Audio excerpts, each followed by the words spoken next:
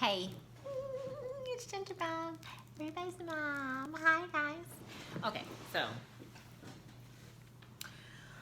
everybody's asleep. It's quiet. I'm so excited. Or at least they faking sleep quiet. Something. I don't know. The dog and the cat's down here. You might hear them fight every 2 seconds. We'll see. But I just wanted to bring some more enlightenment to you guys. It's been on my mind to do this video about this conversation I had with my daughter. It's really quick, even though you just saw me take a few minutes to think. But this is how it went, okay? A lot of times, I try to teach my children how to use their mind, right? When I was little, I found ways to mentally escape because of the things that I dealt with as a child. So my children don't have to go through that. And on the other side, I always wanted somebody to tell me how to tweak my thoughts. Not tell me how to do it, but make me feel like doing it wasn't such a bad thing. And all of it has to do with the way you're taught to accept your thoughts and understanding and knowing the power of your brain, of your mind, how you think. Okay? So it's the end of the day. It's like 11 something. I don't wipe my eyebrows off mostly. I'm tired looking. And we're just going to deal with it because who cares? Okay? So this is what happened. This might have been like 5:30 in the morning, like a few weeks ago. My daughter comes all the way from the top floor. Okay? Which means she walked past not one, but 2 bathrooms, just to come in the kitchen and say, Mom, I gotta go to the bathroom. So I look and I'm like, I'm saying to myself in my head, oh, she's sleepwalking. Because why the hell would she come down here after she done passed, not one, but 2 places that she could have went to the bathroom to come stand inside the kitchen where there's no bathroom. Said she had to go to the bathroom. I was like, all right, cool. She's crazy. She's sleepwalking. Let me push her back upstairs.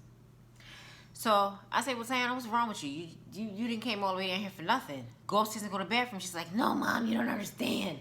My stomach hurts. I gotta go. It's not coming out. I said, oh, all right, well, I get it. I get what you're talking about now. So I looked at her and I started laughing and smiling. I said, well, just make that shit come out then. And listen, don't judge how I'm writing this story for you verbally, okay? Just go with it because this is something that everybody does every day or every other day if your system allows. But this will make it so easy to relate to the way that I break this down. So just listen to me, okay? I said to her, make that shit come out. She was like, Mom, this is not a joke. My stomach hurts. I'm in pain. You don't understand, blah, blah, blah. I'm like, Tayana, just go upstairs and make the shit come out. She's like, Mom, why do you keep telling me to make it come out? I don't know how to do it. I said, yes, you do. She said, no, I don't. I said, I'm going to tell you how you know how to do it. I said, think about the last time you were really panicky when you had to go to the bathroom and maybe one of your brothers were in the bathroom. Or just think about it. I told her to get quiet and think about what I'm saying. Let the story rest in her mind and then see how she feels about it, right? I said, think about the last time your brother was in the bathroom and you really, really had to go. And you're standing outside, you're banging on the door. You're like, oh my God, hurry up, I gotta go to the bathroom. Because all you can think about is the fact that you don't wanna go to the bathroom on yourself. You don't want your clothes to get messed up. You don't wanna feel humiliated because all you needed to do was get inside the bathroom and somebody was occupying the space. That panicky voice that's telling you, ooh, hurry up. Oh, you about to lose your power. Oh, you about to go to the bathroom with yourself. That's your ego. And I've done some videos on this before on ego, and I posted one on YouTube. And I know some people have difficulty understanding the fine line between the two, but hopefully as I post more videos, it clears up. However, getting back to the story, I told her, I said, to make it come out, and she's like, well, how am I supposed to do that? And when I told her, the way that you stand there and panic, there's an opposite voice that tells you to obey. It's the quiet one that keeps either the shit in your stomach or the piss in your bladder. That makes you hold the space so that you don't go to the bathroom on yourself. And so that you don't mess up your clothes. And so that you do hold your space or wait until somebody comes out of the room so you can go into the room and do what it is that you need to do. 90% of the time, you obey that space. Find that voice in your head. Tell that voice to make that shit come out. 15 seconds later, if that, while I was talking to her, she turned around and she ran upstairs and went to the bathroom. That's how quick the power of the mind works. It helps you manifest. It helps things come into fruition very quickly. You have to believe in what it is that you're thinking in order for it to come to pass. Now, that's just using something as simple as her having to, go to the bathroom. But it was relatable to you. You got it. You understood exactly what it is that I just said. And I'm pretty sure that you'll probably try this with your kids or with yourself at another given time. But it's just like, it's similar to when you hear people say the good angel and the bad angel on your shoulders, which one you going to listen to. It's kind of like that. But I just felt like it was really funny to see it in action that quickly over that type of subject, because I feel like adults should just really embrace this concept of teaching children how to use their brain. And I'm talking about thoughts that go past the simplified book taught things, common sense things. The things that require faith and movement from the inside out. I think that parents should start to embrace that for themselves, and then also embrace it for reteaching it to their children. I feel that would improve a lot of relationships between people, particularly between parent and children, because our social standards are really jacked up, and all of it starts based on how you think. And if the relationship between the parents and the way that they think towards their children are improved, then those other relationships that kind of sit there as dominoes that are affected by that will improve also, because that would be the effect.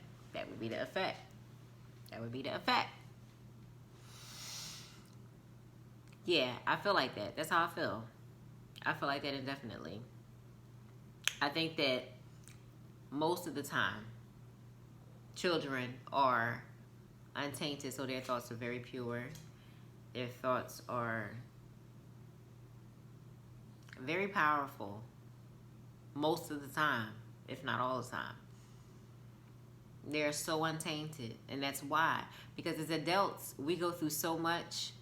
We teach our kids to not believe in their thoughts.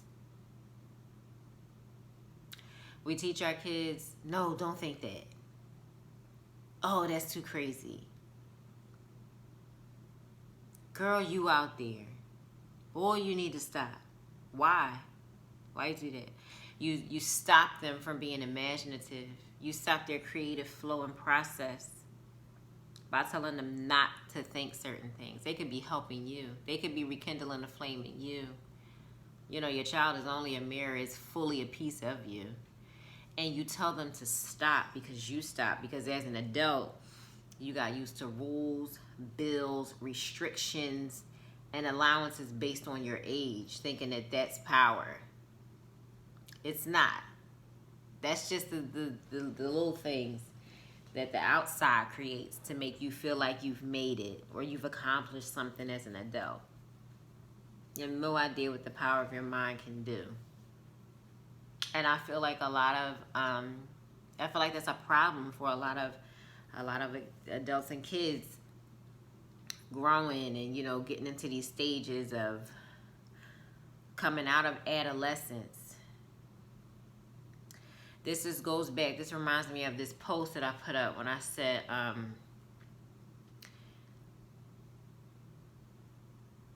most adult issues stem from childhood trauma. Or I said something to that effect. But it's the truth. I think I just said it backwards, but it's along the lines of the same thing. What you experience the most as a child is really embedded in you. And if it's not fixed or healed or worked through, not jumped over, not gotten over, but worked through, because there's clearly a difference, then you'll see the effects of it as you grow into an adult. You'll see it. It'll start to play out. And you'll know it's there. And I feel that it's really important to make sure that you target these things. You can tell confident kids that are taught to, that it's okay to have that thought. Oh, it's okay to think that wide. Versus the kids that are taught, no, be militant, be this, be that, be this, be that. To the kids that don't have conversations with their parents at all, you can tell where they at. You can tell. It's up to everybody. You know what I mean? Like, it's up to everybody to do it. You got to be willing to have conversations with your kids. Kids are very fearless. They're very full of courage. You know, and sometimes they say things that, you know, push a button. In a good way, I'm saying push a button. Like, they strike your fancy. They say things of interest, and you'll think to yourself, you're a kid, why are you thinking that? And then by you not answering them or not having fun with the conversation with them, you're teaching them to shrink. Why the hell would you do that? You big dummy. Here comes the cat. She likes to be the center of attention. She likes to bully the dog. And I feel like she might walk across this table in a second. I really feel like it.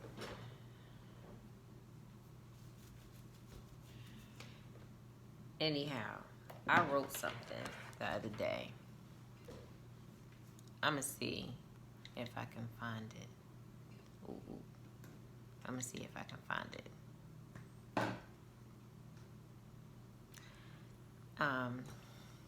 Because it talks about adults and kids.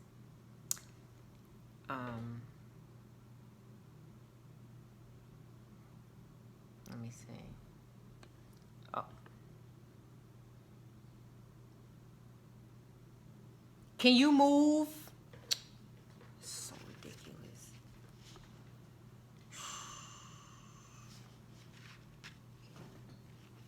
Anyhow, I wrote, out of fear of the unknown, adults teach their kids not to believe certain things. We have certain ways of thinking as adults that we made a choice not to dive into as a kid. And as we got older, we never let it sit in the back of our mind to really try to figure it out. We let it sit in the basement of our thoughts. So then when our kids present the same childlike thoughts that we had when we were little and we don't know how to answer them, we teach them to put them away. So wrong. I can't even explain how ill that is. Like, it's so wrong. When my kids start asking me questions about things from when I was little, I feel a sense of enchantment come over me. Because I loved escaping in my thoughts when I was little. It's the very thing that made me as artistic as I am today. It's the widening of my mind and the way that I think. And I'm not saying these things to make it about me. I understand both sides. I'm telling a relatable story because as an adult, I'm only going to tell you about what I've been through. And I feel like I could understand exactly what would have happened had I made my kids basement their thoughts. I could tell you exactly the type of adult I would have been if I allowed myself to basement my thoughts. I have had thoughts that I've basemented, that I shouldn't have, that I had to rekindle, and it took a lot. And it's like, if you're able to get to this point of standing outside of weakness in here, and really just take a look at yourself, you'll be able to see exactly what you would have become had you thought this way or done this or did that. You get to understand your speed. Here, which is all the same. All of this is tied together. Your heart, mind, it's all the same.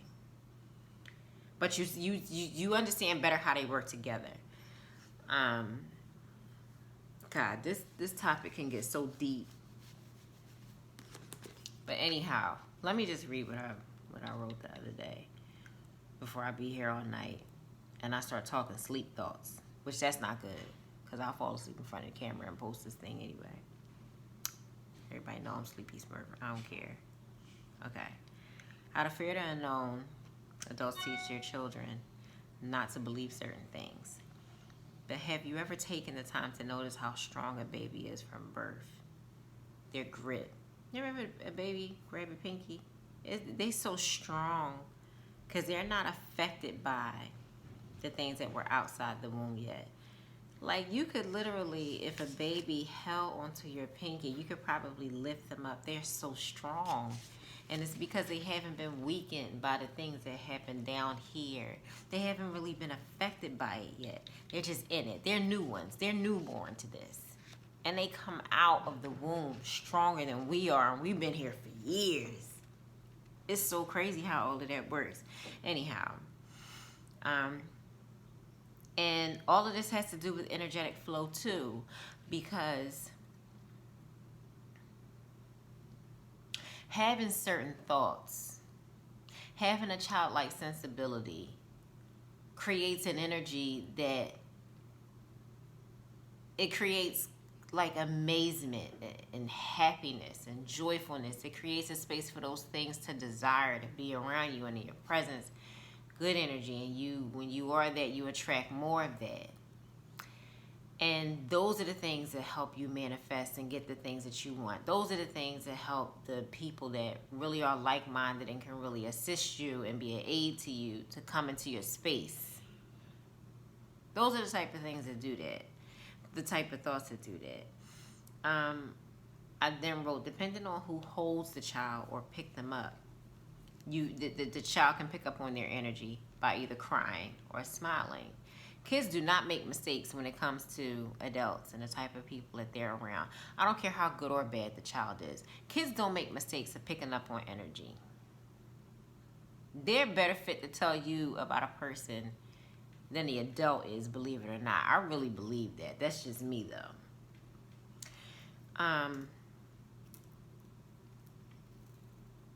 I said kids ask the deepest questions. They are full of power, and they're not reminded of how powerful they are as kids.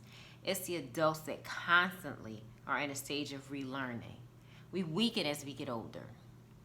You think that because you lift weights and do all that other stuff, you're making your body strong. But when we come out and we're spirit first, and then we come out newborn to this earth, and then we learn the ways of the earth, if you're not taught to remain spiritually aligned a certain way, that part of you gets weak. And when your body starts to learn how to function in now this manner outside of the womb, and it starts to go through things, it needs to find a place to rely. Well, you start to rely on religious and spiritual views because it was forgotten most of the time. When you got out of the womb, you go to church, you go to the synagogue, you go to the masjid, you go to group. But how often do you go to that sacred space inside of you where you and God are? How often are you taught to go there? All it requires is talking. All it requires is desire. All it requires is remembering the knowing of where you come from. Seriously. That's what it requires. It's not some what am I trying to say right here? Long drawn out thing. It's really a simplified step. You being honest. God, help. God, I need your help. God, I don't understand. It's like once we start reading books, we put these requirements on ourselves to know how to do everything. And sometimes you do, and sometimes you just don't. But you can't stay in that excuse to say, oh, well, I don't know how to do that. You have to learn. You have to learn. And you have to relearn how you are as a spiritual being. You have to do it. You have to do it. That's how you get back. You know what I'm saying? Like, it's really crazy how you live this whole entire life. And if you've ever had the chance to be around a really, really older person, maybe somebody that's like in a senior hospital or something like that, who's barely mobile, but if you hold their hand, some of their grips is just as tight as a newborn. They are going back, about to re-enter this spiritual space. How did I get here in this conversation when I was talking about shit when I first started talking? All of it is relative. Please follow me. I'll be all over the place in my conversations. But a lot of people tell me that it makes sense. Okay? And it's been on my mind to start doing these videos. So that's what I'm doing. So if you can keep up, cool. If you can't, you can't. Then I don't know what to tell you. Besides, find another video. I don't know, of mine or maybe somebody else's. But I'm helping somebody. I think that's really all I'm concerned about, is helping somebody. Somebody's getting it.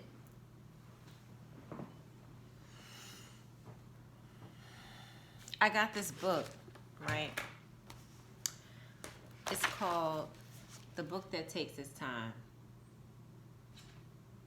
by whoever they are at the bottom. What? Is that their name? Irene Smith and Astrid Vanderhulst. It's a flow book. It teaches you how to stop and think. It's like a stop and smell the roses type book, right? I mean, when I saw the book, first of all, y'all know me, how I am with color. And it's a little reflective too in some spots with the little pink things. It's gonna play me right now. It's not gonna do it while I got the camera. All right, so what? I don't care. But the colors and the title alone, a book that takes its time. You ever find yourself reading a book, if you read books, rushing through it to try to get through the story because you're anticipating the end? This is like teaching you to stop, smell the roses, think about the socks that you're going to wear today, rediscover old places, remember moments throughout your journey, talk to your friends, write down tiny moments, not over-explaining moments like we know how I do. Because I'll use a whole composition book to talk about one day. Don't play with me. But this little thing right here, like with this little, you get a jar and then you write something cute that happened that day, and then you got the picture on the other side of it. Oh my God, it's so cute. I went to the beach, right? Like stuff like that. And then it has these little notepads and maps inside of the book. Go to Barnes & Noble and get this book. It's so decent. And then it's stuff like this in here. Whose hand is that? It almost looked like mine, don't it? That ain't my hand. But you know, I got excited when I saw this. I'm just saying, with stuff like this, like that teaches you how to be day to day, not overthinking, not overwhelming yourself. Just kind of like regrounding yourself. You know, cutting and pasting. Look at this. It's just too cute. Okay, I gotta go back and buy another one because Tiana keeps trying to take the book from me. Every time I come home, it's another paper clip in it because she done read something else in it. And while I'm happy about that, I feel like she's 5 seconds away from getting a pen and writing in one of my things, and I don't want her to do that. So I have to buy her own book, like touching my stuff. A 30-day notebook, right? Inside of the book. Why would you not want this? Wise words. Look at that. Wise words. The messages that come with this, are really, really, really decent. I took pictures of some stuff so that I can post it throughout the day, because I know sometimes some people don't have time to read and stuff like that, and they just want to hear something inspirational, and they don't have time for the stuff I was about to curse. I'm glad I didn't. But they just want to hear,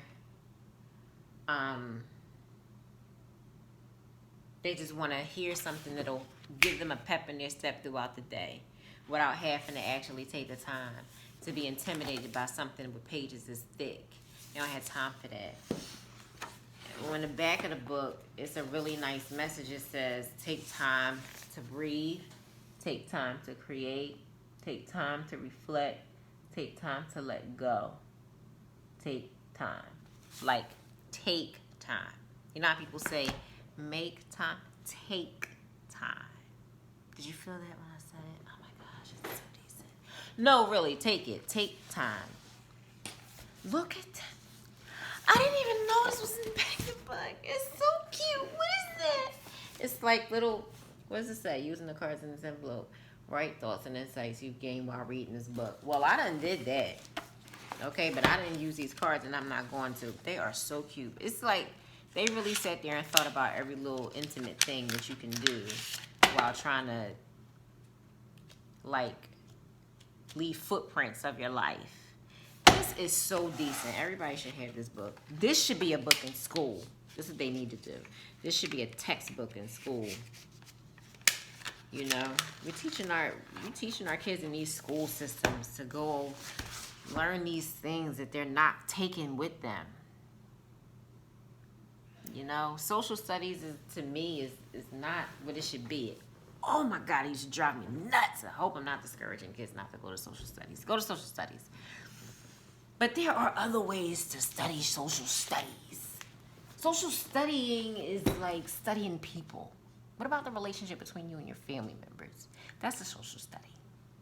What about you being an introvert because of some old deep-rooted family issues and you don't know how to function around a group of people? That's a social study. What about you then learning that the job that you carry, even though you're an introvert, requires you to be around crowds of people, so now you have to learn how to function? That is a social study. How about that? How about you being claustrophobic but having to take the bus to work every day and you're around smells of other people and the air conditioner may not work or the heat don't work and this is the only way that you have and you survived that ride without hurting nobody nor yourself? That is a social study. Seeing the way people communicate with each other. That is a social study. I know what we've been taught in the book about social study. Obviously, I disagree. And I'm not saying that the things in social studies that are taught are wrong. What I'm saying is there's more to it than that. So maybe you should name it something else. Like, I like that some schools call it history.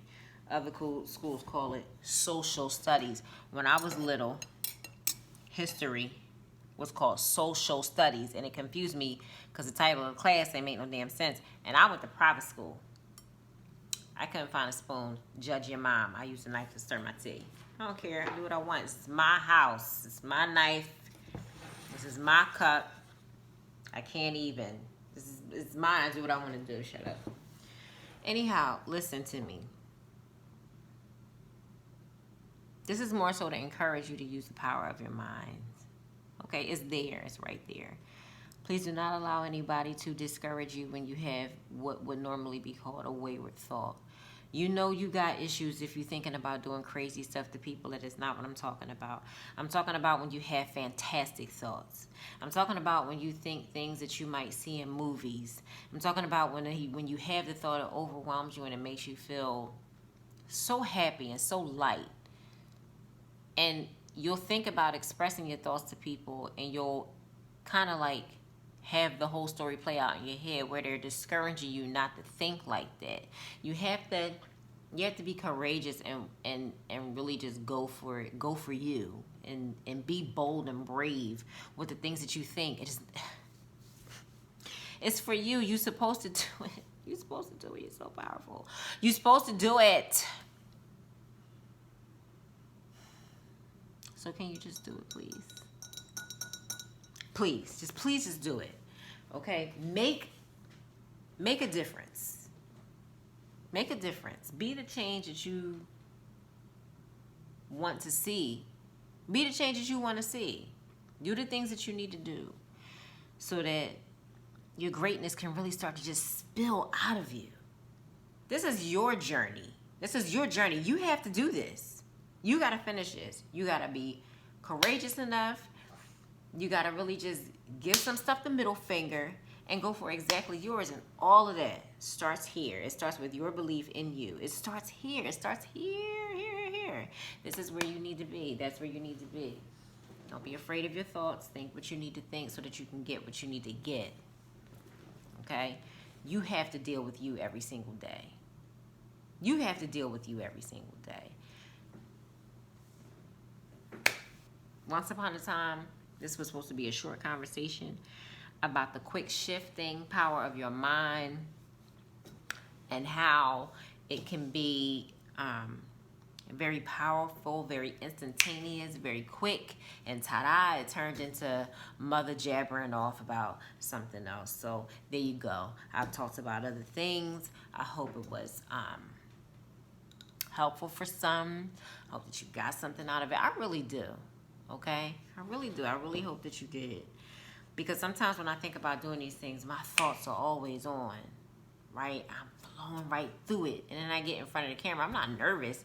It's just my mind is going 29 different places. And I'm like, oh my God, I hope I said everything. And then when I try to re-record it, it's like, I forgot to say that in the last part. Look, I wish I could do this live, like YouTube live, so I don't have to go back and re-record, because I don't feel like it. It's too much. However, I'm about to stop this video so I can start another one because I got to talk about something else. But I don't want to do it all in the same video. I need to breathe and drink my tea because I can't even. I'll be back in a few minutes. Okay.